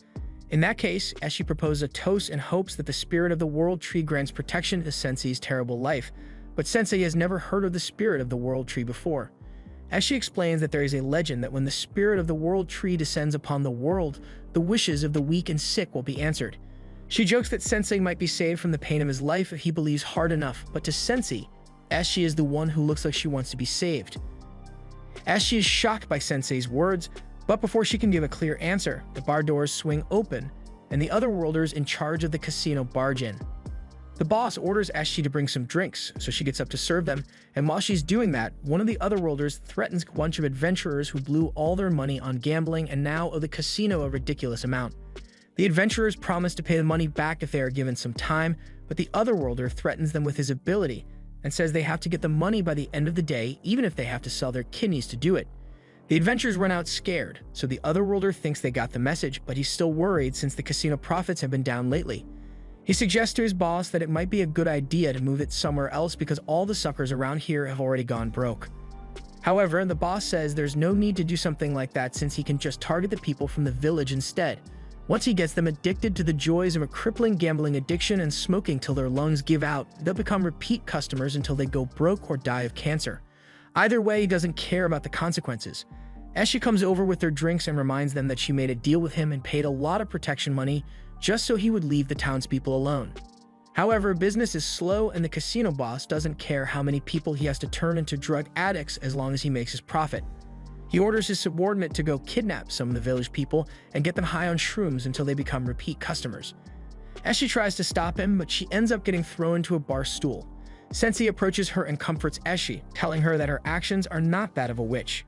She is much more similar to an angel, even if the townspeople don't recognize that. Just then, a huge crash is heard outside, so all the other worlders run out to figure out what happened. But as they do, they see that the casino has been completely demolished. This is the work of Yamada, so as he sees the evil otherworlders, he prepares to exact his righteous justice upon them. The evil otherworlders are about to attack Yamada, but then Sensei walks up and says he hates flashy people like Yamada. Yamada tells Sensei to stay out of this since he doesn't have time to deal with someone who is charmed by the witch. Sensei actually does stay out of the matter, but it's not because Yamada told him to. Sensei has never once respected anyone who lectured him, and he's definitely not going to respect Yamada's sense of righteousness. Yamada decides to leave Sensei alone for now and deal with the evil otherworlders, so as they charge at him, he draws his sword and hits them with his justice slash, which blows them all away. The otherworlders realize Yamada actually has way more power than they thought, so the boss orders everyone to make a tactical retreat. Now that the otherworlders have been taken care of, Yamada has to deal with Eshi because the villagers think she's evil as well, so he asks her if she still sides with the evil otherworlders. She tells him she is just glad that the town was finally saved, and that's good enough for him, so he says she's free to do whatever she wants from now on. The people of the town approach Yamada and cheer for him as their savior, but as soon as they notice Eshi, their cheers become hate-filled threats directed at her. Yamada tries to defuse the situation and tells everyone that Eshi isn't evil, so there's no need to take action against her if the townspeople still decide to throw stones at her to drive her away. Yamada is shocked by how cruel and unreasonable the people here are as they continue to hurl abuse at Esh. Sensei steps in and tells them all that they are worthless scum. How can they treat the person who has been protecting their town all this time like this? She has spent all of her time getting close to those otherworlders just so they wouldn't target the town, and if she hadn't done that, then the town would have been invaded long ago. If anyone is going to be considered the town's savior, then it should be Eshi, yet even knowing all this, ignorance prevails and the people still say they want to drive Eshi away. Eshi understands that she will never be accepted by the people of this village, so she tells Sensei he doesn't have to advocate for her because she is leaving. As she walks away, she apologizes for all the trouble she caused and the village people celebrate their success in getting rid of her. Yamada can't believe what he's seeing, so he asks Sensei if he knew things would end up like this. Sensei tells him that the line between good and evil is arbitrary, yet some people live their lives convinced that they are always on the righteous side. He can't say for sure whether Yamada was right to save the village, but he knows for sure that this village willingly kicked out the one who fought hardest to protect it, and he wouldn't want to spend another second around them. Sensei walks out of town along with all the others, and as they leave, the village mayor approaches Yamada and says he has a request for him. He tells Yamada that the otherworlders were selling the leaves of the world tree as drugs and getting people addicted to it. Yamada is disgusted to hear such a despicable act, but he is even more disgusted when he hears the village chief say he wants to start selling the leaf drugs as well. He saw the otherworlders making a ton of money from it, and he wants a piece of that pie as well, so he asks that Yamada become the town's bodyguard and debt collector. Yamada falls to his knees upon realizing that he wasted his time trying to save people who turned out to be scumbags in the end. As Sensei is being dragged away by the others, they see something that they never thought was possible. The world tree completely withers away, along with the village chief's plans to become a drug lord. Just then, a bright light appears before Sensei and he sees Eshi in her true form. It turns out that she was the spirit of the world tree all along, and she thanks him for being the only one who was actually kind to her. She can't stay here much longer, so she leaves Sensei with a parting gift and provides a jar with infinite pills for him. The group's journey soon brings them to a desert, but the blazing heat is too much for them to bear. It's so hot that Nira has to take a break to hydrate the magic carpet, but Sensei seems to enjoy it since there's a chance he passes out from heatstroke. Matilda asks Annette if they really have to cross this whole desert, because there's still nothing but hot sand up ahead, and Annette isn't sure if they should keep going forward or not. She would like them to take the shortest path to the Dritten Temple, which cuts through this desert, but with how things have gone so far, she doesn't think it's possible for them to make it all the way across the desert without dying from the heat. They are having a rough time, but now that they think about it, Nur seems to be doing perfectly fine despite the heat. Nur tells them that the heat doesn't bother him because he was actually raised in this area, so he knows how to navigate a desert easily. This is great news since Nur can now help them traverse this barren wasteland. And his first tip for surviving the desert is that it is actually safer to travel during the day despite the heat. At night, you are much more likely to run into monsters or bandits, so the day is a much better alternative, or at least it should have been, because they still end up getting attacked by bandits. The JoJo-looking ass bandit leader is an otherworlder named Toru, and he declares that this is his territory, so if the group wants to pass, they are going to need to pay a fee. This is the last thing Matilda wanted to have to deal with when it's already so hot, but since they are cornered, there's no choice. Annette tells Sensei to go hide inside the coffin, but with how hot it is, the inside of that coffin is basically an oven at this point, so she tells Sensei to just stay out here instead. Matilda and Annette begin fighting the bandits together, and with all the adventures they've been in so far, they are way too powerful for the bandits to handle. However, it looks like Sensei passed out from heat stroke, so Toru decides to go after the defenseless target instead. Nur is close to Sensei, so he stands to defend him from Toru, but he is still scared to draw his sword. Toru stops in front of Mir and mocks him for thinking he can protect others when it is obvious that he has never even held a sword before. He reminds Mir that wielding a sword means one is prepared to die, and Toru isn't above killing children. He is totally fine with using his scorpion venom to give Nur a slow and painful death, so he asks if Nur really wants that. Nur may not want to die like that, but Sensei definitely does, so he starts inching up Toru's scorpion and asks to be given that excruciatingly painful death. Toru is freaked out by Sensei, but he assumes Sensei must think the poison is a bluff, so to prove that he's not bluffing, he stabs Sensei and injects him with tons of scorpion poison. A normal person would have started writhing in pain immediately, but in Sensei's case, after the scorpion stabs him, the scorpion dies instead. Sensei is disappointed by the fact that he's still alive, and Toru is devastated that his scorpion has been killed, so he charges towards Sensei and intends to make him pay. Nur is still too scared to draw his sword and fight, so he just stands there as Toru attempts to bash Sensei's head in. However, just before Toru could do it, they hear the sound of a beast howling, and Toru's gang recognizes it as the desert wolf, so they need to get out of here quickly. Toru reluctantly decides to retreat, but he swears that he will avenge his scorpion. Now that things have settled down, Annette starts healing the hole in Sensei's chest, but even though they won the battle, Nur is feeling sad because he didn't have the courage to fight when his friend needed him the most. Matilda comes over and tries to cheer him up, saying it's not a big deal if he was too scared to act, he can just handle it the next time they get into a fight. Once Annette is fine healing Sensei, Nur apologizes for not being able to protect him. Nur blames himself for being a coward, but Sensei tells him that it's not his fault since no one ever starts out as a hero. People become stronger by facing their failures and moving forward in spite of them, so Nur shouldn't beat himself up too much over it. In any case, Annette is worried about the beast sound they heard earlier, so she doesn't want to stick around here long and asks Nur to lead the way. Nur feels better now that he has a way to make himself useful, so he leads the group to the home he grew up in.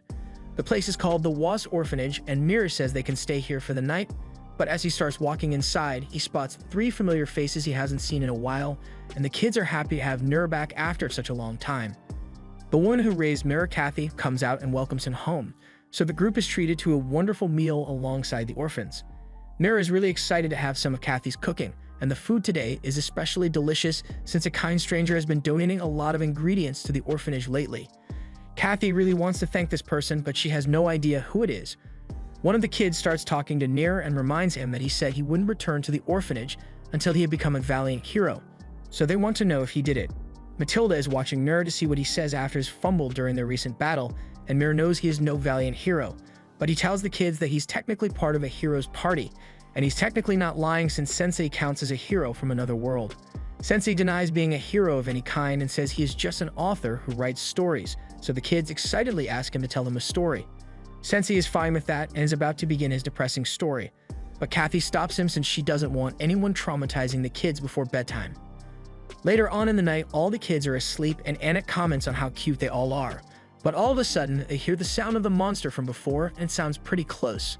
Kathy comes out and tells them that the sound is that of a wolf that has been terrorizing this area recently. The sound of its howling scares Kathy near death every night, and since she has to worry about the kids' safety, she locks the door and warns everyone that they need to stay inside at all costs if they want to survive the night. Meanwhile, Stensig is out on a leisurely night stroll, and he happens to come across the scene of a horrifying massacre. Now, horror movie instinct would tell me that it's time to turn around and act like I was never here, but Sensei thinks this might be interesting, so he keeps going forward. Back at the orphanage, everyone has gone to sleep, and it looks like they haven't realized that Sensei is missing yet. Matilda accidentally punches Nur in the face while she's asleep, waking him up and causing him to see a shadowy figure lurking outside the window. Nur remembers what Kathy had said about the wolf that prowls around this area, so he is really scared, but he also wants to protect everyone, so he grabs his sword and heads outside to check if there's anything out of place. As he does this, he ends up bumping into a man carrying a basket of vegetables, and at first he thinks this guy is a thief, but the guy swears that he wasn't doing anything suspicious, even if his actions definitely look suspicious. Nur realizes that this must be the person who has been secretly bringing food to the orphanage, but he asks why the man doesn't just deliver it directly since everyone would love to thank him personally. The man says he doesn't need to be thanked since he is satisfied just watching the happy faces on the kids as he spies on them through the windows. The man may be a little creepy, but his heart is in the right place, so Nur asks him to come sit with him. The man asks why he hasn't seen Nur around the orphanage before today, so Nur explains that he is currently traveling, but he grew up in this orphanage after his parents died when he was younger. The sword over there apparently belonged to Nur's father, so now he is dreaming of becoming a hero that is worthy of wielding that sword, so the others from the orphanage can be proud to have him as a big brother, although it's difficult for him to find the courage to actually do it. The man is moved to tears by Nur's story and says Nur is a great kid, but Nur doesn't think there's anything great about himself. To cheer Nur up, the man asks if Nur could tell him some stories about his travels thus far, and Nur is happy to oblige. All the while, Sensei has been standing in the corner and taking notes because he finds Nur's story to be quite interesting. Nur and the man talk through the night, and by the time the sun has risen, the man is getting ready to leave.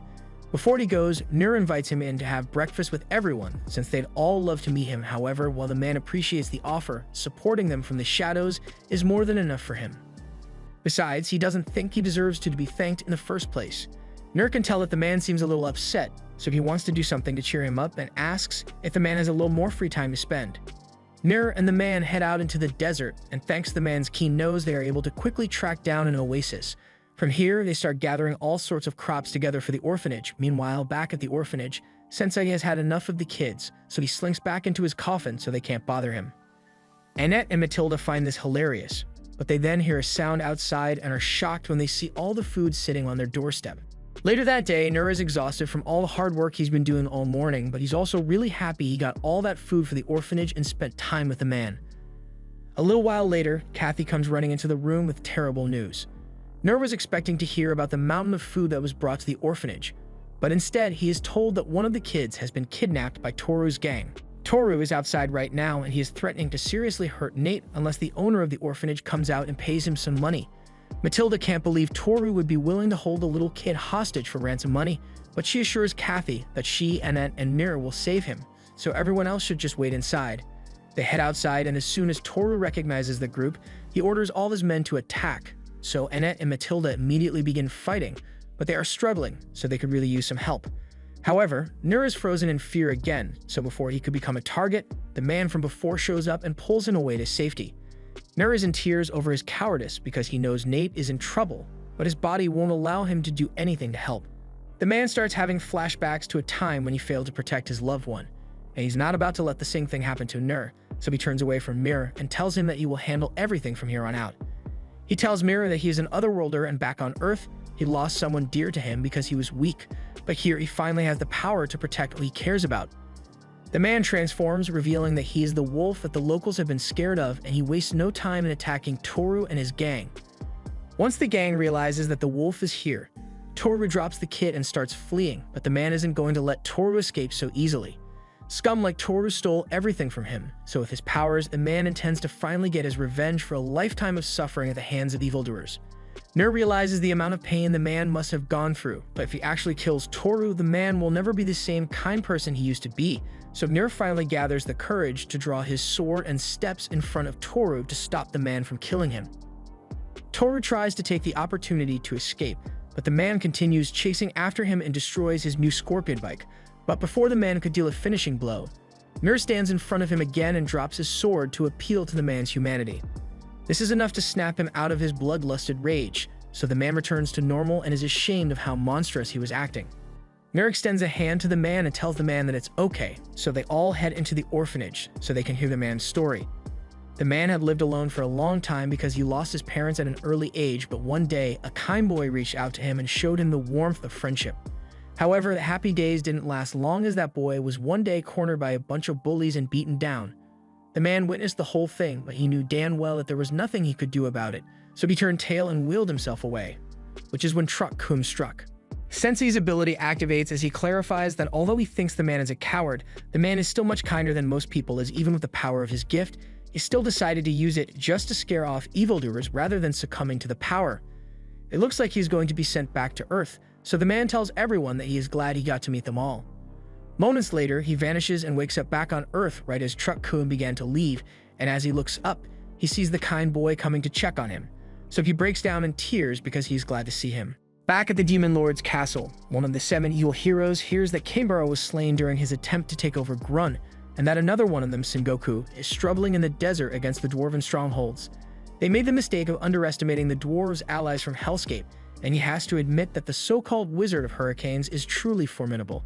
We cut to the desert where the bloody battle of the dwarves is taking place, and the priests are here to lend a hand, but Wolf is more concerned about the fact that he's out of booze. Isha asks him how he can drink at a time like this, but he sees nothing wrong with his actions and tells her to stop being so uptight all the time. Isha grabs him by the collar and reminds him that he is the one in charge of this nation, so he needs to act like it. Wolf corrects her and says that he never agreed to become the leader of this nation. The people here just decided to make him their leader even though he's just a priest, and now he's supposed to fight against a fallen hero. The fallen hero's army begins a full-scale attack, and Aisha asks Wolf to do something before the city gets destroyed, so Wolf complies and asks for the dwarf general Doran to help him lure the enemy to the east for a plan he has, but Doran says he has no intention of listening to Wolf and faces the army head-on with his axe. However, even though he said he wouldn't listen to Wolf, he still does lure the lizardmen towards the east like Wolf had asked him to. Now that the lizard man have been lured away, Wolf tells Aisha to stand back because he's going to have to get a little serious with his magic here. With the main enemy force isolated, he summons a magic circle beneath their feet and creates a massive hurricane, which shreds them to pieces. This forces the fallen hero to retreat with his remaining troops, and Wolf tells Isha that they've won the battle for today, but as he is walking away, Isha notices someone floating inside the hurricane, and it turns out to be Sensei.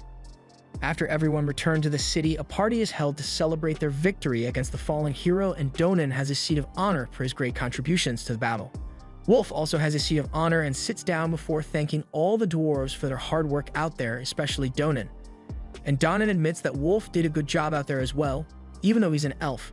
They seem to have a good relationship with one another after all, so the party goes on, and in the background, you see Matilda and Mirror stuffing their faces with as much food as they can stomach while Aisha watches them with a smile.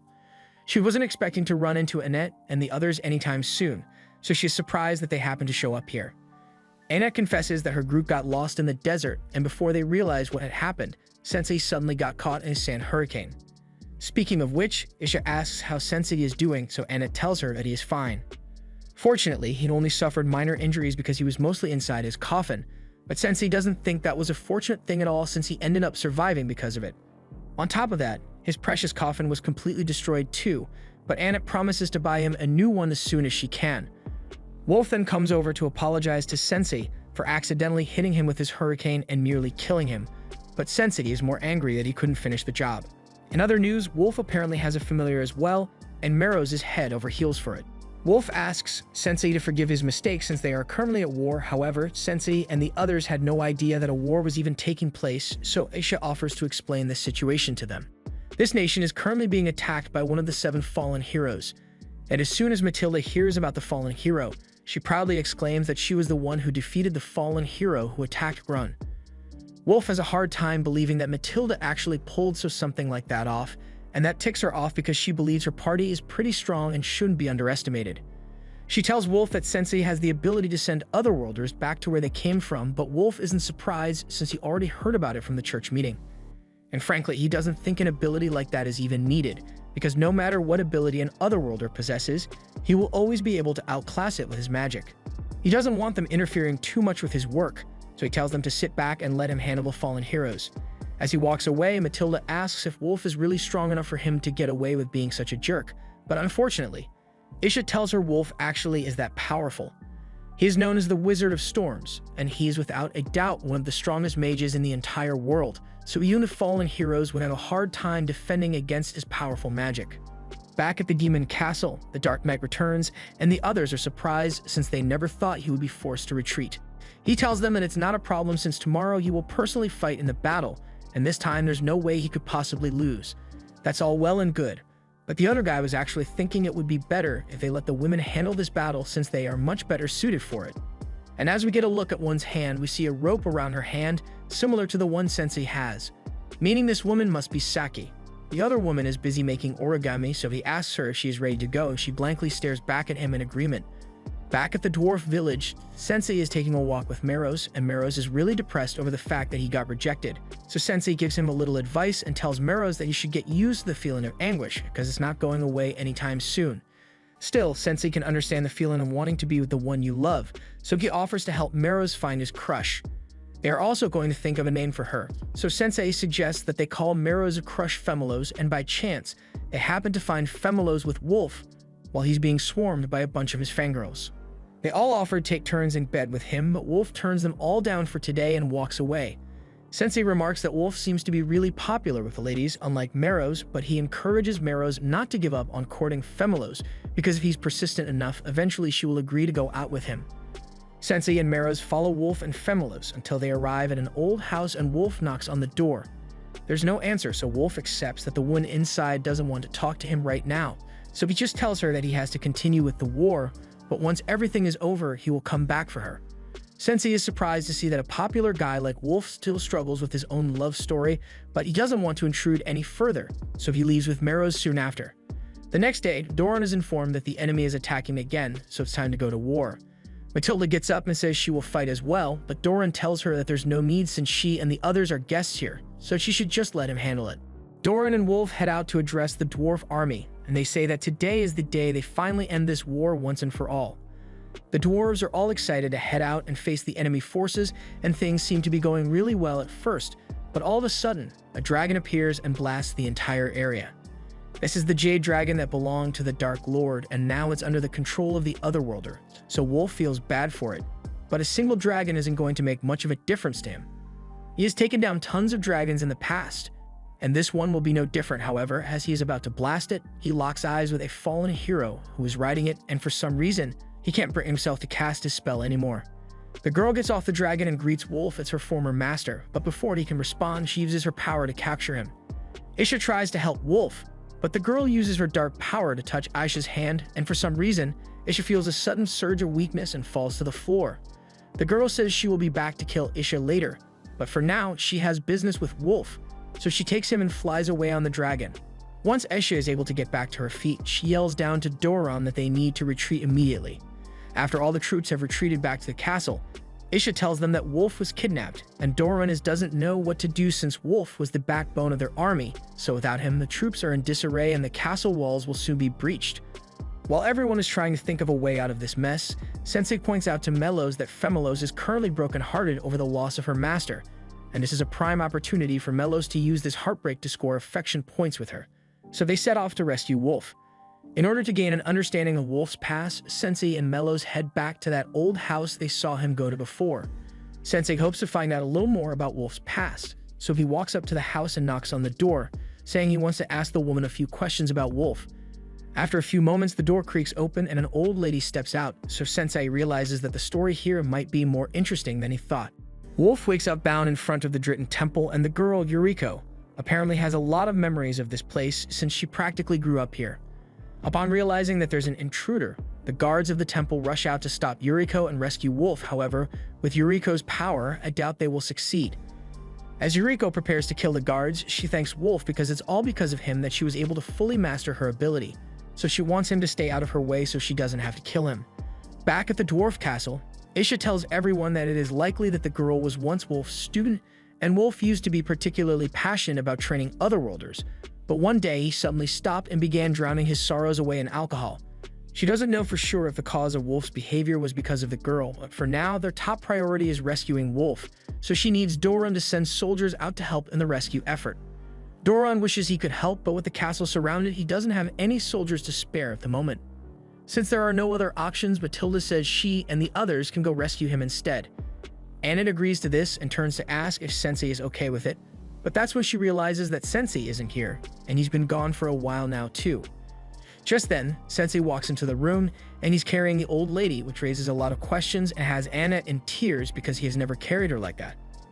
By the next morning, the team is ready to depart for the Dritten Temple to rescue Wolf, and Doran apologizes for not being able to send any soldiers with them, but Matilda says it's alright since he made new equipment for all of them. However, Sensei says the equipment he ordered hasn't arrived yet, so he is not a satisfied customer. Doran tries to explain that what Sensei requested is very complex, so it's going to take a little longer to make, but Sensei doesn't care and just tells Doran to get it made. Isha interjects and says the group needs to get going since Wolf's life is still in danger. But even with that said, how are they going to get to the Dritten Temple all the way on the other side of the desert without exhausting themselves? Immediately after saying that, they hear someone talking from beneath the sand, and it turns out to be Toru. Matilda thinks Toru is here to pick a fight with them again, but Toru assures her that he's not looking for any trouble. He turned his life around after Nurse saved him from getting mauled, so now he's a bus driver by day and protects the orphanage by night. Matilda and Mirror have never heard of a bus before, so Toru decides to demonstrate using a randomly desert tiger that happened to be nearby. He uses his ability on it, which turns it into a tiger bus, and invites them all to get aboard. All except Sensei, because he is still holding a grudge over his favorite scorpion cycle that Sensei destroyed. He then leaves without Sensei and refuses to turn back to get him, so Sensei just accepts that he's not going to be doing anything useful this time around since he has no means of transportation. However, the old lady pleads with him to take her to Wolf, and Sensei can tell by the look in her eyes that she deeply cares for him, so he decides to give it his best shot after all. This was the end of episode 10. Subscribe to not miss the next part.